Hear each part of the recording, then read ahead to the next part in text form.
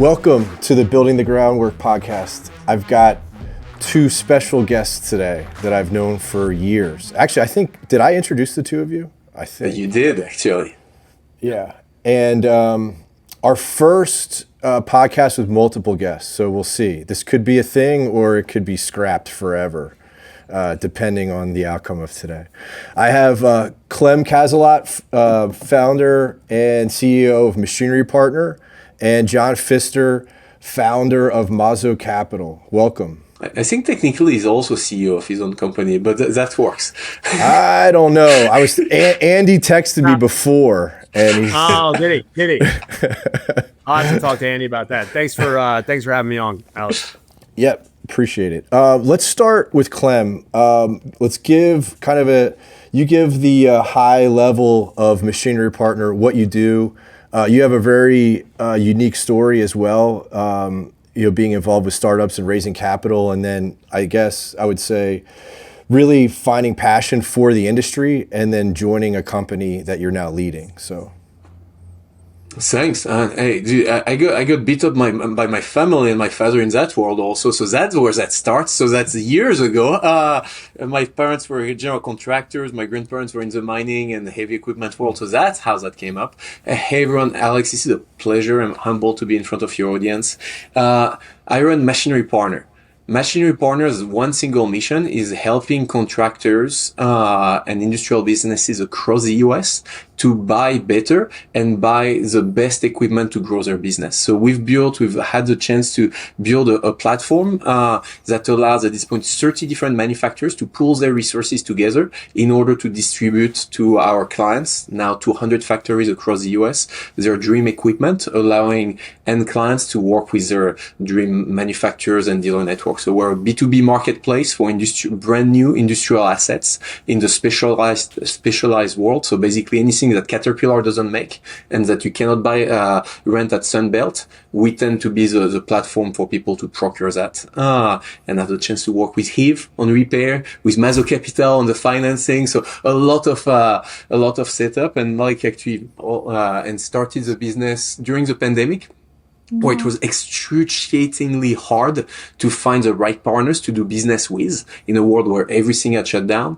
And ever since it's been accelerating. So that's what we do at Machinery Partner, helping contractors find their dream specialized equipment, working directly with the people making it or the specialists distributing it in the US.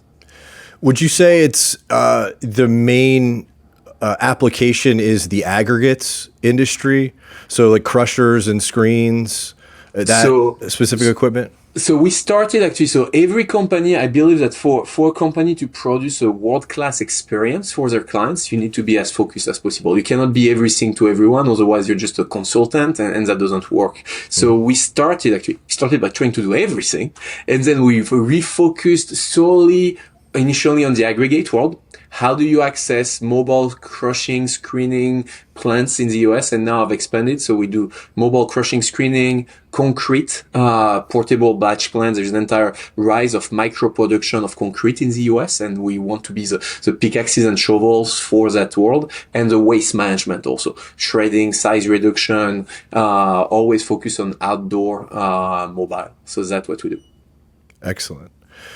And John, Mazo Capital, you have experience in the equipment finance business before you started Mazo. Tell us about Mazo and kind of your background before. Yeah, absolutely. So started, Mazo was founded in April of 2021. So kind of similar story to Clement there, kind of during the back half of the pandemic, or after some of the madness subsided in COVID-19. But I started in the industry 9 years back. Company Currency Capital. Company was doing unsecured working capital products, also equipment finance, and I gravitated for whatever reason. I kind of stumbled into the industry and gravitated toward the equipment finance side. Started pretty early on working on a partnership they had at the time with Iron Planet, and so was doing primarily Iron Planet auction deals. The hope was that a customer would get pre-approved before the auction so we had the kind of their purchasing power all laid out, and we knew exactly what they could bid on. But probably 9 times out of 10, they won the auction, called in asking about financing, and we had 72 hours to pay. So I kind of cut my teeth in a highly urgent auction type setup and fell in love with equipment finance. And over time at Currency, they partnered with Sandhills Global, so the truck papers, machinery traders, all the different publications, and was part of the business development team that was rolling Currency out as an offering on the Sandhills platform. So equipment finance as kind of vendor programs for these dealerships. And honestly, we've kind of continued that recipe. When we started Mazo, we are dealer focused, some marketplace business as well, but primarily in the small and kind of lower middle market space. So transaction sizes anywhere from 5 to probably 500,000 is really where we specialize. 75% of our business is in the construction space and related industries. And you kind of group that with some of the vocational stuff we do, dump trucks and service trucks, bucket trucks. But a large majority of the business we do is with contractors and in the construction space. And we've been going now almost 4 years. We have our 4-year anniversary party coming up at the beginning of April, and the team has grown. We're in 7 different states right now and continuing to expand, and hope to open a second kind of flagship office there in Phoenix, Arizona over the course of the next 6 to 9 months. Nice. That's awesome. Sorry, the mic cut. You said Boston, Massachusetts, right? Not Boston. No, not. That's the 2027 plan. Okay, nice. Good to line up on that. John, was Currency tech focused? Like, was that the backbone, or did it become the backbone of Currency, of like taking the finance process and pushing more of it electronically than like a traditional dealer to finance company relationship and process? Absolutely. And I think that there are a lot of, look, I think my experience at Currency was extremely important for my overall career. And I think viewing the equipment finance, and especially let's call it the construction equipment finance space for purposes of this call, but the construction equipment finance space, there are processes and banks, independent equipment finance companies that are likely still operating with a tweak here and there, but still operating the same way that they've operated for 30, 40 years, right? There's been no major paradigm shift within the construction equipment finance space. And Currency was ahead of its time with some of the incorporation of, I mean, they were one of the early adopters of DocuSign, right? And DocuSign, I remember that was kind of a revolutionary technology within the construction equipment finance space. But in addition to that, there was an application intake mechanism with kind of programmatic waterfall and the ability to score transactions instantaneously. Started down the process of kind of a checkout flow, similar to how you purchase something on Amazon, to guide a customer through the entirety of the finance process electronically. And there were some wins and some successes with that type of process. There were also, I learned some lessons from that process, that there is still, and we can talk about the future of the industry, but still some areas in which human touch, the personalized care, kind of all the things that many contractors are looking for in a partnership, they're difficult to do when you just have a streamlined technological process. So part of those were the lessons that we took and kind of used to form Mazo. Yeah, that's no, obviously we know each other. We've known each other for a few years. One of the dots that I'm connecting now is I didn't realize that in your prior experience, you said you cut your teeth, where it was like an auction, machines purchased, now you have 72 hours to figure out the financing. That explains to me our experience with Mazo in our early days with Heave. I had never seen such urgency from a finance company to get a deal done when we had customers come to our platform in the first version of Heave. So that makes a lot of sense to me now that I didn't know. So getting back to machinery partner. So Clem, like one of the things I wanted to start with was, what is your why behind machinery partner? You mentioned building an ecosystem. that just makes it much easier for contractors to acquire the equipment they need. I see a sign behind you, probably reinforcing that to every employee. Where did you notice the issue, and how did you notice the issue? So two different questions: the why and what is the issue in the market. So I'll start with the whys. I grew up in this fantastic semi-urban, semi-rural community where I saw the direct correlation. The more industrial equipment, the more infrastructure work was made, the better the life for all of us. The more the local contractors accessed better equipment, the better was the pay, the better was the school, everything. And that was like a 2-decade long process. But I saw that, like, my father was running this like roofing house extension business. The second they accessed like better equipment to process the wood, everything, they could bid on bigger contract, our life got better. And so there is a direct correlation all over the world between the access of industrial assets by a local community and the wealth of this community. It's like proven left and right. Even like measurement of GDP in the US is how much new equipment is bought in that given state. This is how we measure, like, one of the key elements for over a century of how you measure GDP is how much equipment is sold, because that betters the life of everyone. So my why is I do believe as a company, as a person, I can have a better impact on the world by enabling the more liquidity of brand new equipment in the world. And so what I also see is that right now there are critical innovation happening in Europe, in Asia, in some part of the US that is not evenly distributed, because our world, of the build world, is actually still pen and paper, hyper local. So the number one issue I see is a lack of visibility and understanding of what are the options in 2025 when it comes to the physical world. I live in Boston. Like, I walk down the street, I see robotics, I see like the future being invented. And then I go to, I fly by, go see my folks, and for them innovation is stuff that was invented 25 years ago in Germany, in Austria, in Korea, and just starting to be distributed. So the why of Machinery Partner is to accelerate the distribution of industrial innovation so all our communities can become better. Whether they are big, small, there is a direct correlation to that. And there is a massive technology shift with electrical, hybrid electric, with telematics, with the computer, like the access of like more complex processes on this machine happening. So that's what is happening. The why of Machinery Partner is accelerating the distribution of innovation, industrial innovation, so that the life of each of the communities in which it's distributed get better. So I wish I could have said it as eloquently as you, because the first version of Heave, I completely agree with you. I think we settled on, because buying and renting equipment's hard.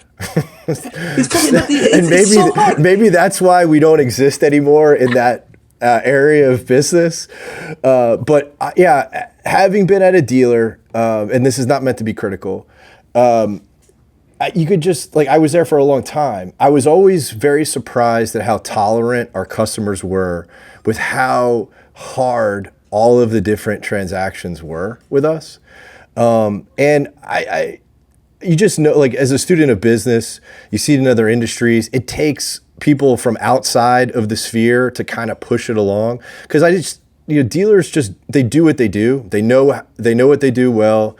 And they're just not really tech savvy or know people who can help move that ball along. And so, Alex, it's the whole stack, dude. You were at Volvo, one of the single best equipment manufacturer in the world.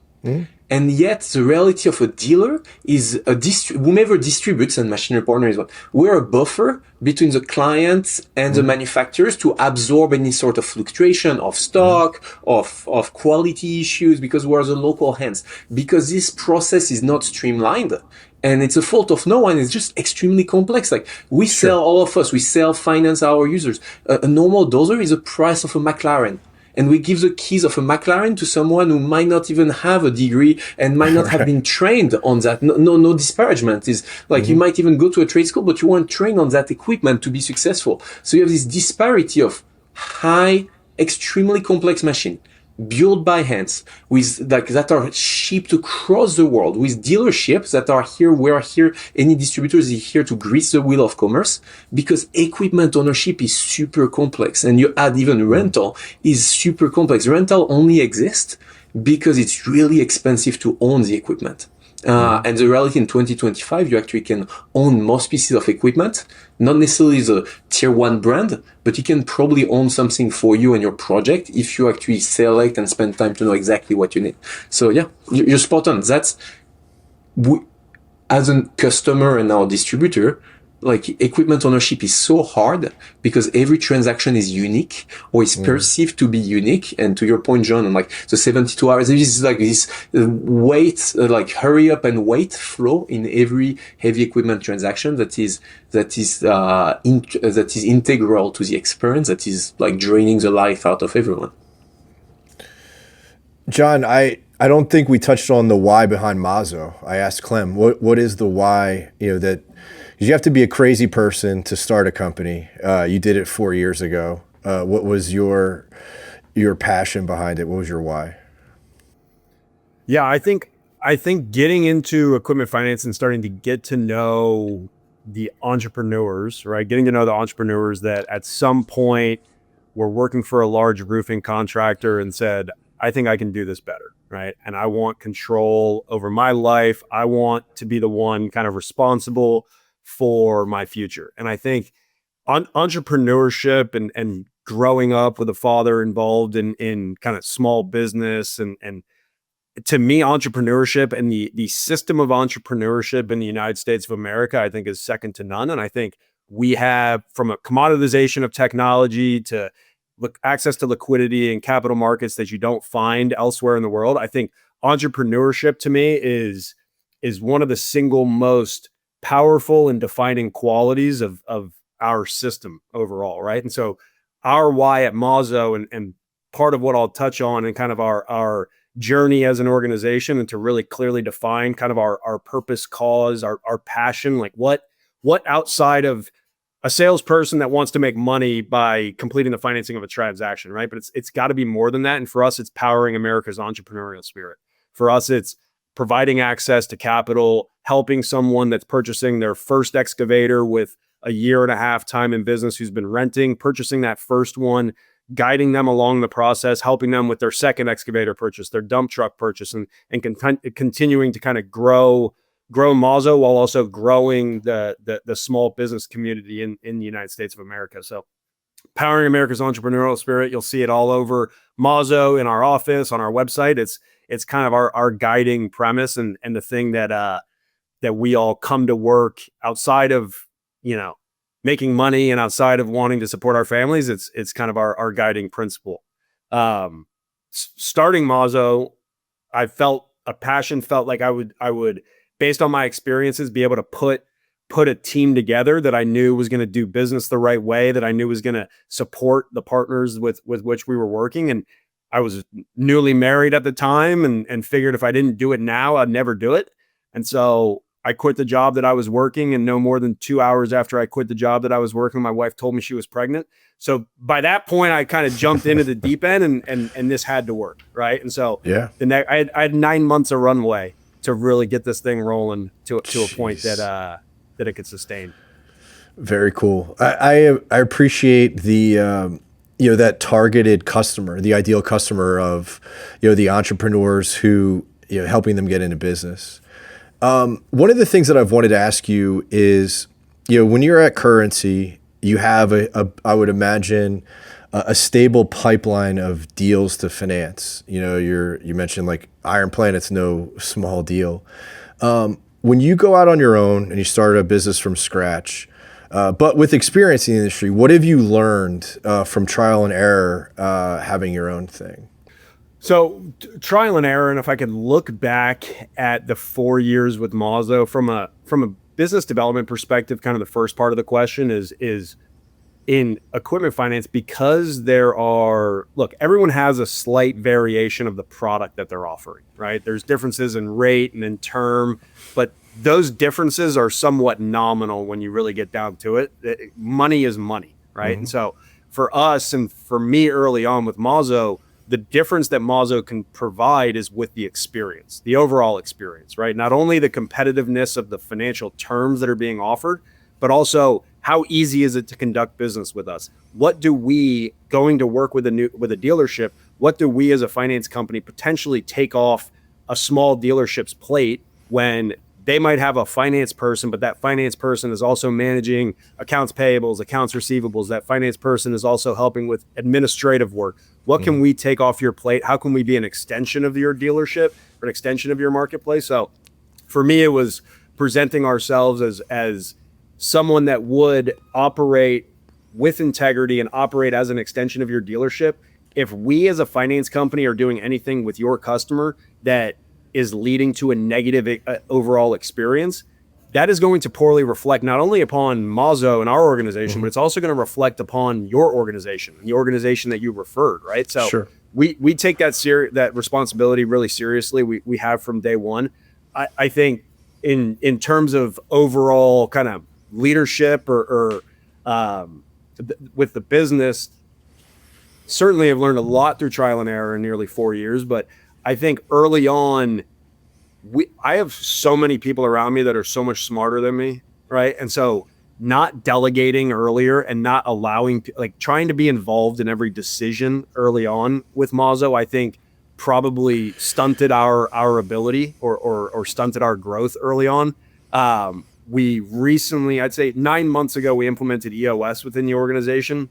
And even though there's some things left to be desired out of that kind of organizational operating system, for me, it's given, and I think for everybody in the organization, it's given such clear levels of accountability, clear definition of roles. We have an actual issue solving track. So early on, we would discuss an issue. We'd say, hey, this is a problem within Mazo. And then we'd continue to discuss it for 5 months, right? It would continue to come up in our exec meetings. We'd continue to kind of ping pong it around and not ever truly solve it or set any action items to solve it.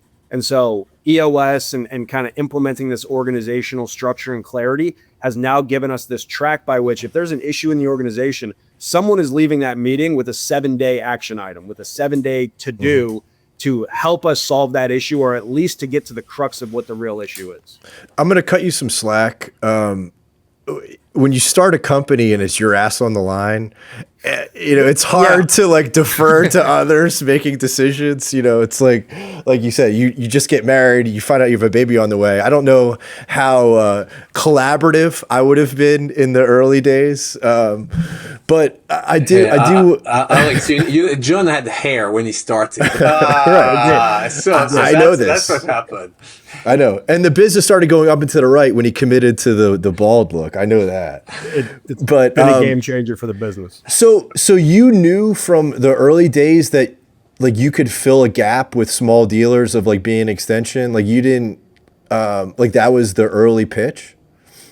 Yeah, I mean the early pitch was filling the gap and being an extension of the dealership. It's also because of our setup early on, right? As a third party originator and having the financial capability to fund transactions, but then sell them off to various sources. We could offer a level of optionality, one single source to send a deal, a level of optionality that if, a dealer has 3-4 separate relationships, sure, they might cover a wide range of the credit spectrum, but those are, in a lot of cases, 3-4 different portals they're submitting transactions to. That's 3-4 different touch points for the customer.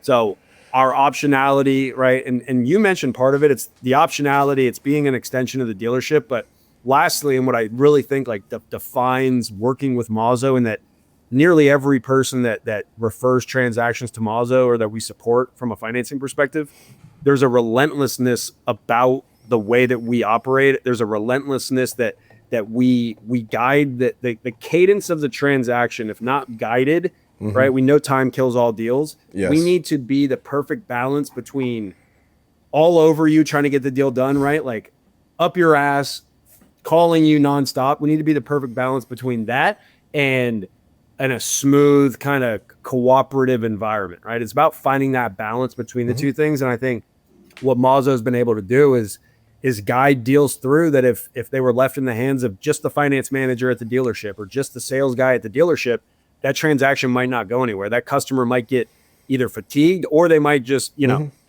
they might just be driving down the street and see an offer at another dealership and go buy from the other dealership. Right? Yeah. So we can kind of keep them accountable.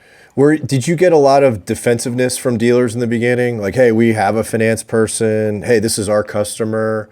Or did they recognize quickly the role and the help that you guys could provide? Yeah, I mean, we had some folks that knew us, right? That we had relationships with. We had some folks that we had successfully supported in the past, and they kind of knew that we do what we say we're gonna do, right? Sure. We don't bullshit. We don't sugarcoat things. They knew that we had the ability to generate a positive outcome, and so between that and the word of mouth and them referring us into other dealerships, in general, there's always I already have a finance guy, right? Or hey, I don't need you. There's already, I already have a finance guy that's working on all my deals. That certainly comes up, and we're not walking in to say like, fire your finance guy today. We need to see 100% of your business. Right. I generally would say, give me a shot and let me earn the business, right? Give me a shot, see the way that I operate, that compare the way that I operate to the way that your other finance guy operates, and then make a decision as to who's best for your business, right? Make a decision as to who is going to help you hit your goals for the coming year. And I think time and again, the dealers that we're working with today, they had a finance guy at one point, right? They had a different guy that was doing their deals, and now we're doing them. Very cool. Clem, I'll come back to you on the learnings. You had mentioned kind of in your intro that the business has evolved quite a bit since you started. Take us through, some of the trial and error and the things that you've learned. So Machinery Partner is my third company, second venture-backed business. In the meantime, I've been an investor in close to 80 businesses, both in the build world and like in the technology world. And always like at the intersection of the physical world, digital world, how can both be accelerated?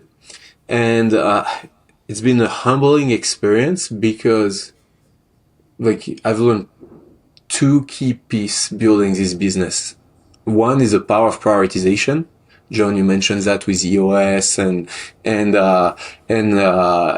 the relentless prioritization you have in your business that applies to when you run a tech company, applies when you run a physical world company. You have issues left and right. Alex, you're speaking like our clients and the dealerships that are coping with such like level of chaos, but that's the reality of the build world, of the dirt world. Is like you have that's the physical world. It won't go as planned. You'll get like a truck driver, you get a part that was poorly manufactured in Poland, and then you need to deal with it 2 years later when that blows up. So the power of prioritization, and any business in the physical world is forced to prioritize in a relentless manner, and that whichever way you cut it, it's a people game.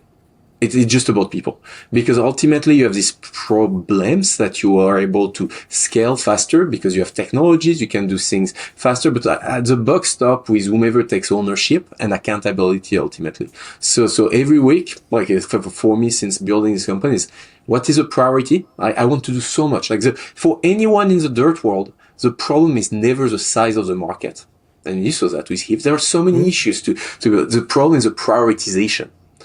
Is like what you say no to. So every week is, what do I say no to? What is a priority? And what is ultimately the group of people that's going to be accountable or going to take on their shoulders that part? And if there is no obvious answer, usually that means that's not a key piece. So that like there are so many stuff. How do you do outbound? How do you like specialize, work with like curate your suppliers, your partners, all that? But at the end of this, a relentless weekly prioritization and focused around the people who can take on the work. It's not how or what, but it's more importantly who is going to take it at all levels in the organization. So for someone like you, third venture-backed company, you've invested in 80, you have a tremendous amount of experience with company building. How do you find great people? Everyone says they want the best people. Everyone says they have the best people.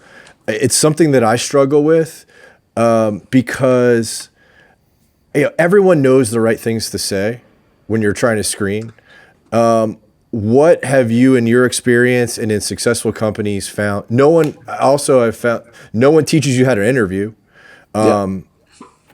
So what have you seen that is like a best practice, or gives, like, look, it's not an exact science, but what gives companies a better chance of success of finding the right and hiring the right people? So I do believe that too many companies intellectualize too much who to work with. It's like 7 interview process, months long grinding. Oh, I need to see 5 candidates before making a decision.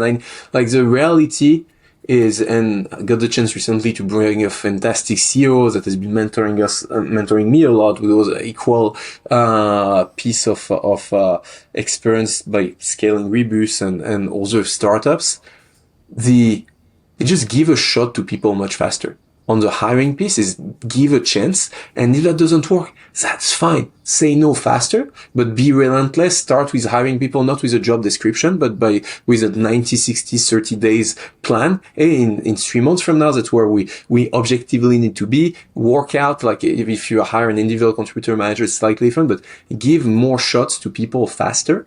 Everyone is like, is speaking about the cost of hiring wrong. The cost of not hiring is also critical, and it comes with the ability to have a transparent and respectful conversation on what leads you to success. So for me, like the number one learning is hire people faster, and have very transparent and upfront and respectful conversation alongside your learning of what works, what doesn't work. Turn out everyone wants to get meaningful feedback. Nobody wants to hear, oh, good job, when you think it's total dirt, and vice versa. Like, give credit when credit is due, and give constructive feedback when this is needed. And so that has been my biggest learning. We just brought on people like for sales roles that were plumbers before, and again, freaking killing it, versus people who were like career salespeople, but we gave him a shot. Or we brought people from industries that on paper had no space in what we were doing and are actually killing it, and vice versa. People who had the attitude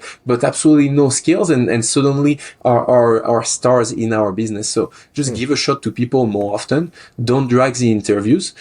However, that is only possible if you're absolutely clear on the criteria of success. This is where in a year from now, I'm looking for someone who will have rebuilt X parts of like customer success in the company by walking back from the reality of the physical world. So that means in 90 days from now, this person needs to be able to dispatch all the jobs, all the parts, or like be frontline. And I need to be proud of ours and that person in front of each client, and walk back from it. And then most prerequisite actually goes away when you do that, when you're very practical. So then a follow-up to that, because we have similar experience. Machinery Partner is, a new company in the industry. Heave is new. Isn't it really difficult to see signs within 90 days for a company that is bringing something brand new? Like, if we didn't exist, companies are still getting their equipment serviced. Oh yeah. We're competing against, I tell people all the time, we're competing against a habit. The habit is machine breaks. I call the dealer because I know the dealer for 20 years. Isn't it really difficult to see certain substantive signs within 90 days? I'll respectfully disagree. Okay. John, when I started working with you, within 90 days, I knew that I had a very different partner than all other partners I had been working with. Alex, when I met you, within 90 days, I was like, shit, that person has a better understanding of what it takes to get that industry to work than anyone else. Yes, we're 3 CEOs. Fair point. But across our respective companies, like there are people you hire and you're like, this person is fired. No question. Will that person be able to continue or not? But like the hell yes, you have it within 30 days. We have someone we just brought on to rebuild our entire financial infrastructure as a controller. In 60 days, he's had more impact in that function than like me for the past 4 years trying to make it work in different ways. So I respectfully disagree. When something works in every business, you'll see that it's obvious. Then the gray in between, oh shoot, that person is a good culture ad, but it's like, I don't understand. Like that takes longer. And the question to always ask is it not obvious because the goals I gave to that person aren't clear, or is that the person? And most of the time I find it's like starts with me having given something unclear to that person, a definition of success that was too vague. And so when you're like, no, definition of success is extremely clear, then you can have a 90 days, that is very, structured. The one thing all 3 of us, however, have an advantage compared to most dirt world companies is that we're not tied to a territory. All 3 of us have remote workers, have people in other parts. So that actually open up our ability to hire people for key support functions that when you're in a community, well, the reality there are only so many people you can cycle through. Then you have a different, that only works if you're able to have that broader reach. Excellent answer. This is why I enjoy talking to you. You push me, and that's amazing. I know, and people who know me know that I walk around our building and say, "Look, if we had 20 John Fisters, we'd be public by now, just taking the world by storm." A lot of people say that. A lot of people say that. I'll add just one little piece because I like a lot of what Clement just said there, and I think one takeaway, right?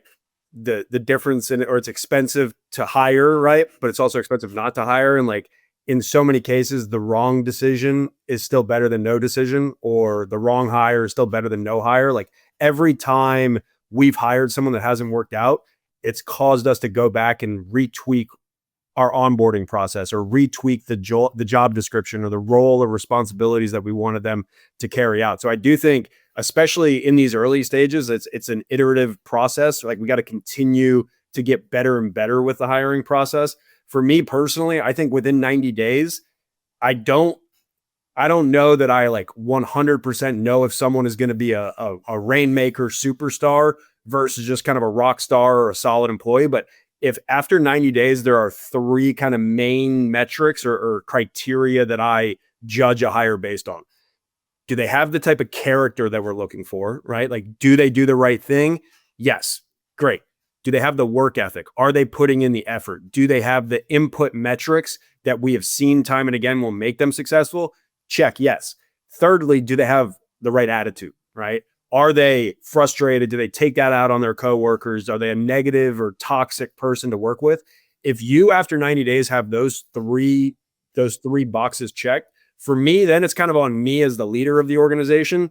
I need to make you successful, right? And John, like, just like nobody wakes up in the morning being like, "I'll go to work. I'm not gonna do my best." Like that rarely exists. Like, so that means like to answer to your three metric is like, hey, did I give the framework to the person I work with as a leader to be successful? And if something is off rail, you tell that to that person. Hey, like man, girl, like that is we're off track here. We said we would do X, and that doesn't seem to happen. Why? Let's have a discussion. So that is actually built upon an ongoing respectful conversation because you're leaning in open, direct, and honest conversation. Spot on. Like, but you don't wake up 90 days in, you're like, oh, that won't work. Like it's an ongoing gradual piece, and that's on any leader, an emerging leader, to leaning and have this conversation. I think too many companies lead away from having this honest, transparent conversation in a respectful manner.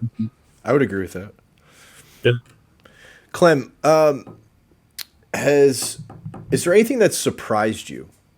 I hate to keep mentioning it, but third venture-backed company, investor in a ton. You've been. I love it. You're my hype man. But anything like with Machinery Partners, anything that has surprised you, dude? I grew up. My father running a construction business. And 30 years later, after being like leaving that ecosystem, doing like working in the tech world, coming back, I wasn't ready to see that actually nothing had changed. You have new players in the market, you have new names, new geography, but the everyone wants to adopt something new. Everyone wants an edge, but everybody speaks about it, like the distress, how complex equipment ownership is. Yeah, I was surprised to when I came back, I thought there would be more advance in it, and I still see that it's the same. I would say, however, the US, however we think the life is hard in the US, equipment ownership in the US is actually much easier than in most countries in the world. Because we do pay a premium. Anyone buying equipment in the US pay 10 to 30 points more than the same piece of equipment anywhere else in the world. But that difference of price is actually allows the US, although not perfect, to have an equipment financing world that operates off standard credit, to have like dealerships that have the proper tools and the part infrastructure that is better than in most countries in the world, allows everyone to have access to new equipment. So although it's messed up, it's still actually much better and simpler than most part of the world. But yeah, I was surprised by how hungry also, like there is a generational shift that everyone, like I was speaking with the founders of Iron Planet, we're like, yeah, in 2000, we were already speaking about the generational shift because there was already like 25 years ago, a shift happening. But for the first time, I do feel that there is a real change where the people taking ownership of the companies in the dirt world, in the build world, have now, like our generation of people in their 30s, 40s, have the power to make decisions, which wasn't necessarily the case 15 years ago. John, how about you? Anything that has surprised you? Honestly, being in the equipment finance world and like the fact that no single transaction is the same, nothing has surprised me whatsoever. I mean, I think in general, I come into work every day knowing that there's a very limited chance that what I experience today is something that I have ever experienced in the past. I think being in the equipment finance space, and especially working in the construction equipment finance space, you become very comfortable being uncomfortable. You become very comfortable saying, I've never seen this before. Now I need to get with my titling administrator. I need to get with my funding department. I need to get with the credit team to try to explain the story. There's so much that is gained because no two transactions are perfectly alike. It's not the auto space, right? Where you look at FICO score, debt to income ratio, length of time and as an employee, right? And then there's an automated decision and spits out your credit approval, right? There's risk-based pricing. There are differences based on the asset that's being purchased. So what I have found is that because no two situations are alike, you have to have a conversation with the customer, understand the justification for the purchase, or understand the justification for why they're going with a used unit versus the new unit. Like there's so much that needs to be gleaned, and the best way to do that is to be a person and have a conversation with them. So I'm really comfortable being uncomfortable. Everyone on my team, I feel like is very adaptable, and we come across situations that we've never seen in the past. And that would surprise me, but I've been in the business now for nearly 10 years and that's all I've ever experienced. So basically I have no idea what's going to happen the next transaction that comes through. And I find that exciting. Wait, you're speaking about some of the recent transactions we have together? Is that what's happening? No. Yeah, I mean, that's the beauty of the physical. I see, like, it's so funny to be at the intersection of two worlds. All of us are recording a podcast at the edge of the forefront of technology. You go on LinkedIn, everyone speaks about AI, about like the future of the world, the robots that are it's fantastic. And then you get into the physical world where your issues are real. A truck broke down. Someone has like some personal circumstances that are tragic. You have like the entire world, or like a factory that used to make that part doesn't even exist anymore. Since COVID, so it's impossible to get that. Physical stuff. You're like, how is that possible? And that's the beauty of anyone. I think the level of resilience of anyone in the physical world is 10 times greater than anyone who hasn't been exposed to that reality. Alex, you've run a dealership. Like you're more resilient than 99% of the human on this planet as a result of this, the strengths you need to develop by finding solution to things that seemingly seems to be impossible to solve. John, one of the things that I've wanted to ask you, and Clem will be next. When you start a business, what keeps you going? The phrase "hope is not a strategy," but we all have these examples when you're young and you're trying to get something going. You're trying to create your own momentum. There are a lot of hard days, a ton of no's. It's important to have some of those examples, those reminders of like, this is why we do it, to help you build that resilience of like, keep pushing through. What has kept you guys going at Mazo? Yeah. So I touched on it a little bit earlier. It's the guy that you help with the first excavator, who's then buying the dump truck, 6 months later, right? And you continue to see his business grow and grow. I'd say that's one part of it. It's the folks that we serve. I think for me, from a more general business perspective, when I look at the folks that have joined the Mazo team, right? And they joined Connor Means, for instance, I'll give him a quick shout out. Connor Means got married in July. I remember he was going to propose to his wife. He buys this beautiful engagement ring that's 3 times the size of the engagement ring I bought for my wife. And I'm looking at it, and like, part of the beauty of starting a business and bringing amazing people into the fold is you see their life expand, and you feel like you've played a part in that happening, right? Like we've now had 8 babies in Mazo with folks that have started at Mazo, didn't have kids, and now are starting to have kids. You're based in Utah? is that where you? No, John has not had 8 babies. It's the team. The team. We've had people that have joined the team that are starting families, people that are getting married, like all these wonderful things that are happening because we've continued to grow as an organization, right? And so for me, I want to continue, and I tell this a lot every time we have a company party and we have the spouses with us, right? Like, you're the real ones that we should thank. You're the ones who allow for the sacrifice of the most precious resource we all have, which is time, right? You allow for the sacrifice of that resource to come and join together towards a larger cause. For us, it's powering America's entrepreneurial spirit. But for me, it's the families that get involved. It's the people that get involved. It's watching the development of people that you bring in, bright-eyed and bushy-tailed. We got a guy we brought in when he was 22 years old. Now he's a consistent, strong performer. He's got his own plate. Like, he's living the life, right? And I think that being an entrepreneur or starting a business and watching people's lives grow like that is one of the most rewarding aspects. Like, I've been a part of that person's career, professional and personal development, and I take that seriously as well. I share that. That's one of the more fun things, energizing things for me. Like, starting a business, you get to choose who you work with, whereas the prior place you don't. There's nothing you can really do. So I understand that. What about you, Clem? What keeps you going?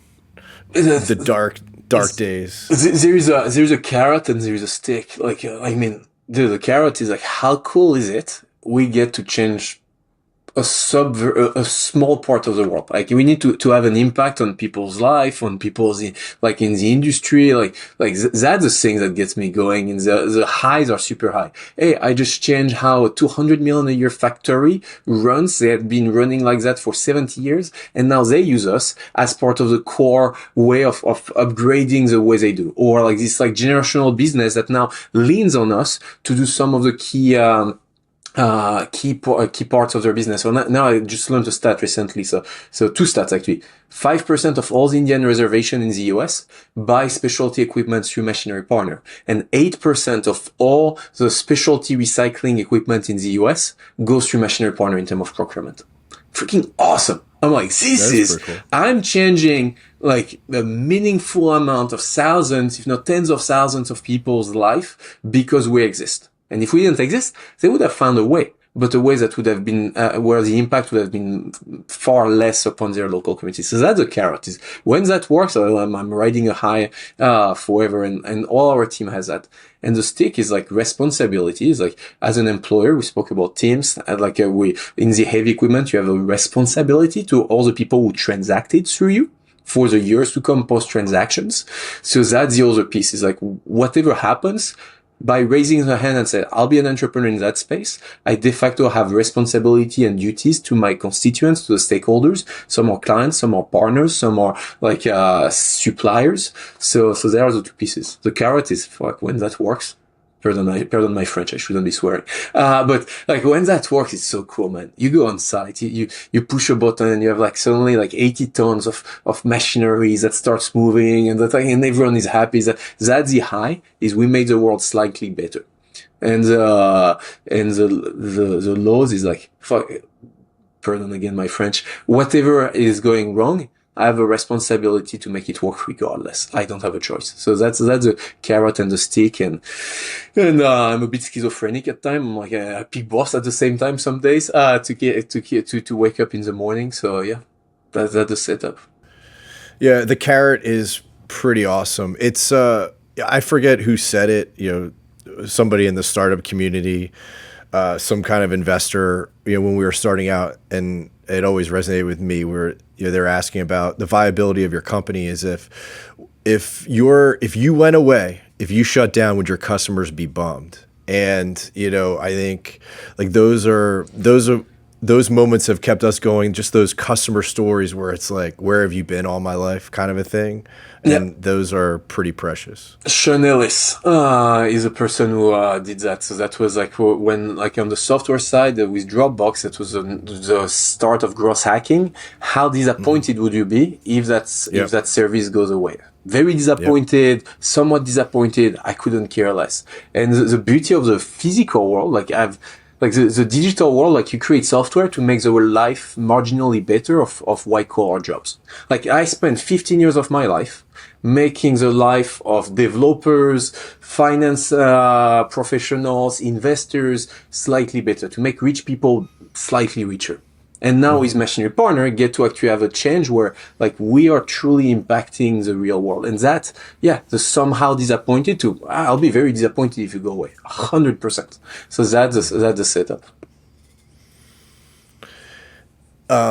One thing that I like to talk about is mistakes. I think we learn, or I learn most from mistakes. I think they're fascinating to talk about. Any examples of mistakes that you guys have made that might seem obvious in hindsight, but just something that you had to learn by making the mistake? I should have used Heave starting day one. Like a massive mistake. I'm like, why am I rebuilding that on all our specialty stuff, sending people left and right? Why didn't I standardize on Heave for all our equipment repair? Number one mistake. That's fine. With Mazo Capital, we speak every day. We work together. So I didn't make that mistake. No, all jokes aside. That's a hard one. Like, what are like to be very vulnerable? Like, most mistake for me come from saying yes without a plan, like not prioritizing. Hey, at some point I tried to sell excavators. Like the world doesn't need another place to pedal excavators, although there is a need for that. But as a result, I impacted a supplier that I made dream, while that wasn't my priority. I didn't have the hard conversation with my own team of like, what is a priority? Some of you were, most of you were in some of that. It's doing things halfway is probably most of the regrets I have is as an entrepreneur is like galvanizing half of the team and edging my bets somewhere usually leads to something half made that is not always all bad, but in between, like anything not fully all in is usually a regret at some point because it's always half baked, half good, half bad. There was a hard piece. For me, I'll give you some time, John, because I don't think you're prepared for this question, but I'm good. But yeah, I'd like to hear what you have to say. Good to hear from you now. We over-designed our product in the beginning, and I think it was the downside of me having industry experience is that I was so particular about what we wanted to get out into the market. And, everything or most things that you read as advice, it's like, MVP, minimum viable product. And it makes total sense to me now. Why? Because it just doesn't matter about your idea.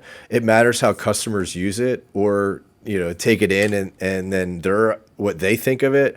And so that was a big mistake and learning for me that's changed kind of how we roll other features or products out now is don't over design them. Like just get something out in people's hands and then see how it's used. Cause I probably wasted a lot of money and time by over designing. Mistakes. I think a pretty common, especially as we're all in the same boat to some extent, right? Co-founder, founder, and CEO. We're the person that people look to for that final decision. And I think in too many cases early on, and still to this day, I need to sometimes like admit that I don't know and then ask for some help, right? Like, I don't know the right answer to this, but I'll get you the right answer to this, right? Like, I don't know what the right course of action is, but give me 24 hours and we'll decide on the right course of action, as opposed to kind of the impulsive, I need to show that I'm the strong leader. I need to just say, yes, this is what we're doing. And then let everyone kind of go down that route. Like at times I have not asked for help nearly as much as I should have. Clem, to touch on yours, if it's not a hell yes, it should be a no. I think I've oversubscribed myself to whether it's volunteer opportunities with different industry associations or various kind of initiatives that I get involved in within the organization. Like I need to some extent trust in the people that are doing those things, or just clearly say no. Like I need to not overextend myself. I think it's probably a people pleasing gene within me that wants to just say yes and be the available person all the time. And I've really started to kind of refine that, where now I'm very clearly saying, no, don't have the bandwidth for it, right? No, I can't do it. And cutting things out of my life that are not serving my organization and my life the way that they should, right? A book, Essentialism, a book that I read probably a year into Mazo, really helped me start to say no.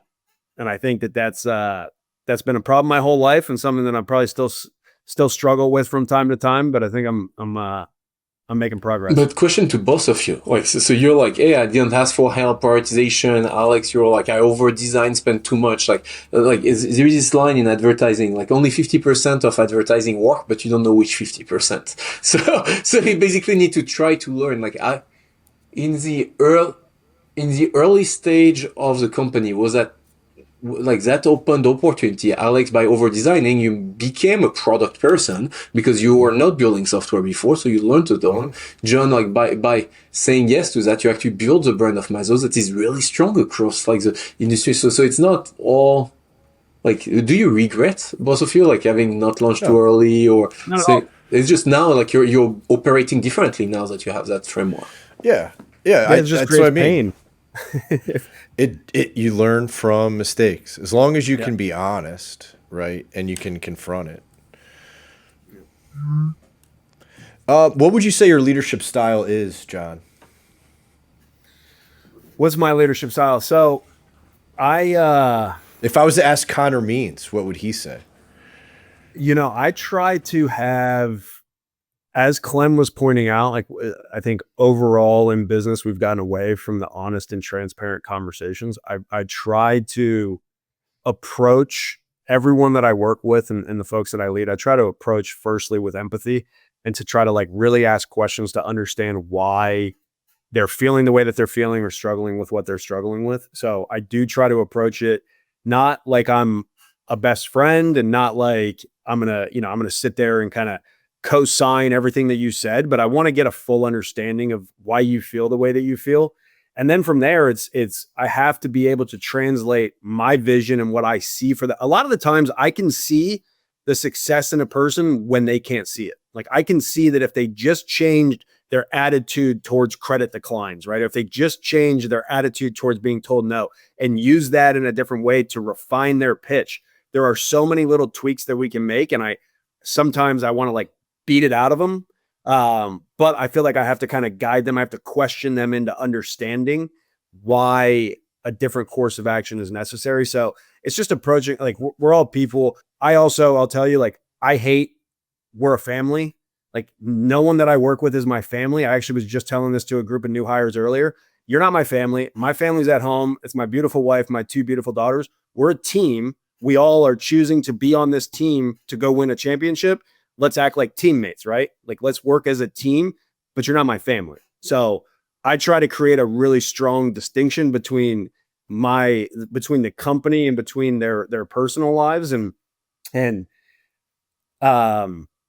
make sure they realize that they're doing this and they're working at Mazo to support their family. Right? Katie, can you remove the Heave, we're a family, off the wall? Yeah, right, take that down. I agree so much with that. It's and I get it. I get why people say, "Hey, we're a family." You want to create this environment, but like, family's love is unconditional. Like it's not unconditional at work. So I would say there is gradient back to like when you run a business in a local community, and when you basically you work with your neighbor. there is bigger, like literally you employ your neighbor, community I grew up with, like then you do have another layer for that type of business where you have much more overlap. Your kids go to the same school, all that, and that becomes complex. Like that's where Sure. actually I think the word, like the line, like the try to join a family when you work with in a business, comes from this old world of captain of industry, hyper local, where you had a duty towards your community, all that. Like when in this more modern way of business where you'll change companies, you won't be a lifer at a business, then that's where that pushes us to a different relationship. So I don't think all business should not have that line. It's just the type of high growth, like all of us, we double to triple our business every single year. That's the baseline. As a result, there are a set of behaviors that are forcing to have some of this conversation that you would not have as a family, because like you need like near-term impact versus a generational like relationship with two families coexisting alongside each other. So we don't have a family as a business, but we treat each other with respect because that's a byproduct of the type of businesses we have. Dude, I have no idea my style of leadership. Like I'm literally was thinking about it. I do every year, like every year and a half, I do a 360 review with a coach, all that goes through, and I evolve from like treat everyone the way I would like to be treated to adapt my style to the audience. So I try to lead with transparency. Here is what I think everyone should have as a baseline, but everyone's needs different level of different type of leadership. When I look at my board, I have different interaction with different board members challenging me in different ways and vice versa. So all that to say, I'm failing your behavioral interview, man. I don't know how to, but I do think that the best leader, and both of you are example of that, it adapts their style to the audience in order to get to a specific outcome. Like the worst leader I find are people who want to have a discussion without a clear goal in mind. And the best leaders enter every conversation with a clear goal and then adjust the relationship, the discussion to achieve that goal, either having other people stemming with their own ideas, your ideas that you instill on others, or other like, it's like, hey, I just want this problem solved, whomever is the idea. Like it's that adaptability of the leadership that is key. So at least that's what I'm trying to do. I would love to. I'll ask actually a bunch of my team members, of like teammates, like, what do you think of my leadership style? They'll be like, I'll help. I'll take a survey. Deal. They'll be like, we understand with your accent. We understand 80% of what you say. So that's going to be a directional leadership. Like you understand your direction, and that's about it. Who can you trust that machinery partner that's going to be honest with you? I hope most of the team. So we're now like 40 people and change. We have a network of 150 partners across the nation. So we've grown quite a bit. I do hope that most people in the organization see past the title and are able to have an honest, transparent discussion. So since that's part of our core value of curiosity, one team, reliable, resilient, and respect, that's like, and respectful, they are like the 5 values. So yeah, I think most folks, like we spend all our time as a CEO. I spend my time like repeating what I said the day before. So yeah. John, is that same, or is Andy the guy who can? I mean, Andy will definitely. Andy has no problem being honest if you've met Andy, but yes. I think I'd agree with Clem. Like I do think most people within the organization, I don't think that there's much that anyone would say that I would be so offended by that they'd be afraid that I'd kind of let loose on them or fire them. Like I have pretty thick skin. Obviously, I talk to both of you guys, and I need to have thick skin. But there's nothing that would be said. If anything, if they gave feedback that I felt was something different than what I'd like or how I'd like to be perceived, I would use that as an opportunity for growth. I'd use that to become a better leader. So. Okay. I think anybody would tell you what you wanted to hear. Make some calls. John, when's your next vacation? I had that question written down. Oh my God. What do you, last thing I wanted to kind of talk about was, what do you think the future of the industry looks like?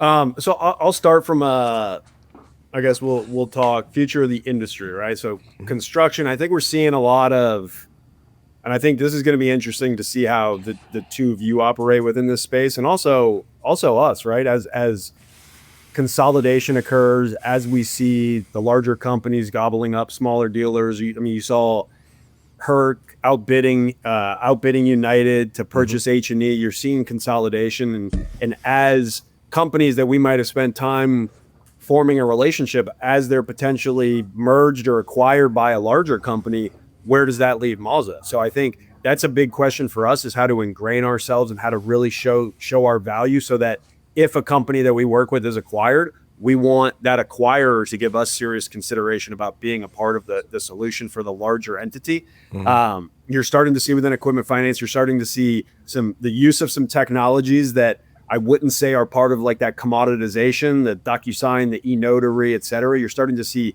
facial recognition as a fraud mitigation tool.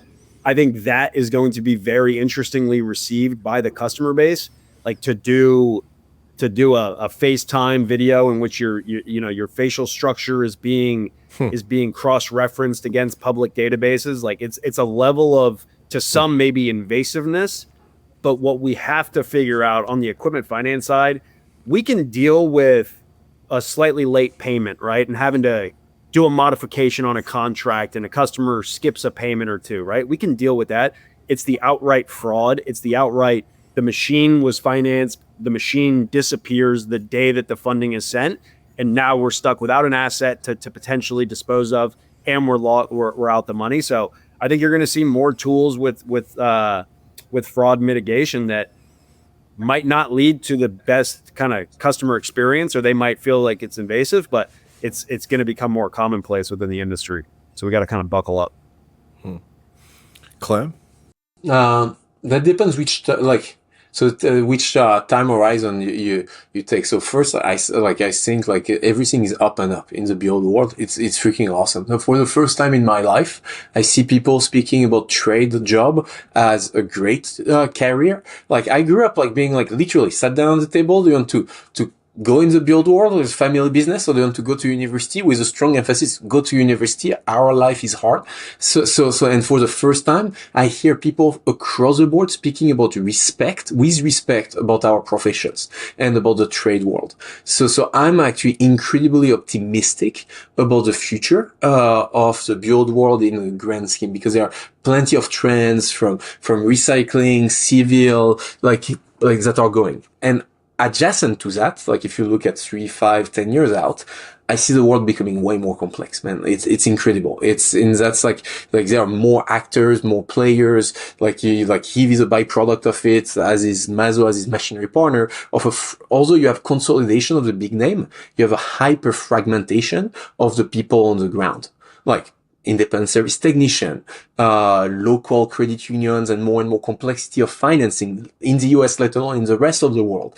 And you have right now a technological change where, if you put aside the dozers and excavators, and even that is being fragmented, you have more players coming in the market. The same way in the car industry, you have the BYD and Tesla coming and eating the lunch of traditional car makers. You have the same thing in the build world and in the equipment world, and even like architectural, like civil, like the way we build projects, scope project is becoming more complex. So the short is really high on the long-term industry. The world is becoming more and more complex. So what that means on the near-term, short-term is actually, I think we're going to get some level of paralysis of the industry over where there are too many options and people are overwhelmed by the choices. Who do I work with? Do I work with my traditional dealer or not? Do I work with, like, there is some level of analysis paralysis that I see through the ecosystem where people know that it's not a local business anymore. And they're like, what do I do? How do I change? And yeah, and I'm hot on 2025. Like, although it's complex, the national news media is tumultuous at best. But what you see, there is such a buildup of projects that things that need to be done have been put on the back burners, that we're going to have a great 2025. Have either of you seen, I was just reading an article about the concept of equipment as a service. Oh yeah, where where customers are basically paying per hour of usage for equipment, that can't be good for distribution. It depends. So I've looked really deep into that. You just want to speak about of like even so the problem of remediating payment on an hourly basis. It costs money to service a loan. Like John, like in your side, like it's like it costs money every month to move. So if you start doing that on an hourly basis, you need to be hyper automated. That's where you have actually blockchain and all that were real use of decentralized finance. So you can speak at length about it. It's actually in the robotics world, since I was also involved in the robotics world, in the medical world, like there's some subset of category as a factory buying all this robotics arm, and you pay per hour of usage or per task completion. So actually as a manufacturer, my incentive are aligned with your productivity is a real thing. I think we're years away to see that in the build world. There is a rental world that might adopt that because you have way to do that. Actually, warehouse management is the close adjacent to the build world where it's being adopted of the pay as you use or hardware as a service. But it's still like years away from the traditional build world. But yeah, the asset allocation is a question of who owns the balance sheet risk and whose balance sheet has it. And so the question is if there is enough a utilization rate so that I can actually have a third party that is paid on the profit and in the incentives that works. What that means usually, however, is this kind of pay as you use tend to be more expensive on a per usage basis. If you look at the APR, and so there are usually solutions that are deployed to poor people. By poor, I mean by like folks who cannot afford the asset outright. Again, rental is a way of sharing the balance sheet risk. So yeah, sorry, my apology. It's going in Europe, since in Europe, I'll say it since I'm European and American. Europe, unfortunately, is poorer than the US. As a result, you have folks like DLL and others who have been starting to push this pay as you use in Europe, since we are lacking the capital access that we have in the US.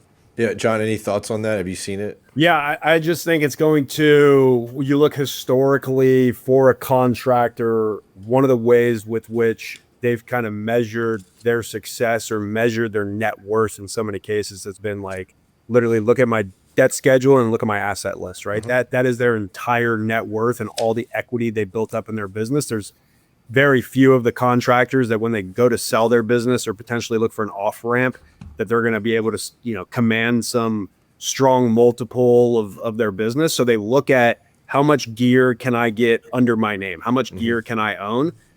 I think a lot of it's going to dictate, right? If we look at a transition from folks attending university and now going into the trades, and there are more contractors or folks in a stronger labor market, we need to look at what lessons they're learning from the contractors before them. Is it owning equipment is super important because you want to build equity and you want to build your net worth?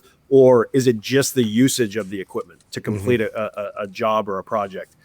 I tend to think that the reason we've seen the rental market increase as much as it has are a lot of the things that Clement has mentioned. There's not necessarily the utilization of the machine. You don't need it enough of the time to want to purchase it outright. And so you rent instead. But I do think given the chance to finance and own the gear versus rent it, I do think the majority of contractors would rather own it still at the end of the day. And this might be kind of opposed to what others think. I still think that the net worth, the equity of the business is going to be measured in the gear that you own. And so equipment as a service, at least within the construction world, and also the application of the equipment and the application of the equipment and the way that you care for the equipment can vary so much from contractor to contractor. So I have a little more trouble seeing the capital markets or the credit markets wanting to dive deep into financing or providing capital for the equipment as a service market. Something that we'll continue to monitor, obviously, but I still think contractors want to own equipment. Like I do still think that's the way that they measure their worth, right? And measure the equity of the business. So it's a good point. It'll be interesting to see how it plays out, because the initial cases, it's going to be OEMs probably owning the equipment, and OEMs don't want to.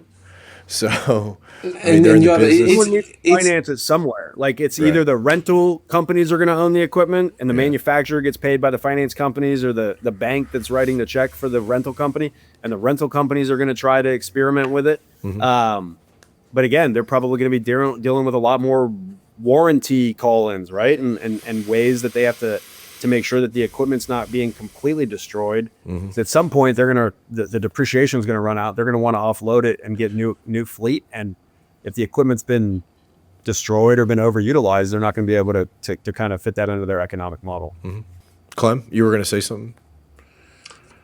No, I'm all set. I'm all good. It's a matter of like there is so much. It's like the thing that people don't realize about our world, the dirt world, the build world, is there are more money being transacted. Again, like the price of an excavator is the price of a McLaren or Ferrari, and people treat that as if that was a piece of like rusted iron. It is actually more expensive than all your decked out Tesla and whatever F-150 full gears. Like it's way more expensive by orders of magnitude. And so the question is, again, what's the value being created? Who takes it on the balance sheet? Actually, most people don't realize most equipment on a dealership lot might still be owned for a period of time, unless you're Cat and John Deere, by the OEM. Actually, OEM subsidize for plants, sometimes actually put at their own cost until for a certain period of time on their own balance sheet, i.e. if there is a recourse that is against the manufacturer, not the dealers themselves. Like you have permutation of that. So the industry is used to subsidizing the contractor in order to move the gears in some permutation of it. So yeah, I'm excited on that. It's there used to be financial products that were only available to the most complex, to the most sophisticated clients, like the Turner Construction of the world, the Suffolk or whomever. But like now, like seasonal leasing, deferred payment, subsidized rate, all that is actually available to the smaller buyers. That's the role of Machinery Partner, of Mazo, of Heave, to democratize this access so that there is a level playing field. So pay by the hour is a different setup that when you rent a crane on large project, like you have some permutation of like, hey, you're paid by the level of utilization and the level of output you're going to have. So all the incentives are aligned. So yeah, I'm excited that our industry is becoming more complex by the day. All three of us, our businesses are a byproduct of that. Giving more options to everyone. Well, I appreciate you both giving me some time. I know you're both very busy, so thanks for coming on and kicking it around for a little over an hour. Appreciate it. Man, you're great. Yeah, thank you so much, man. Enjoy that next vacation.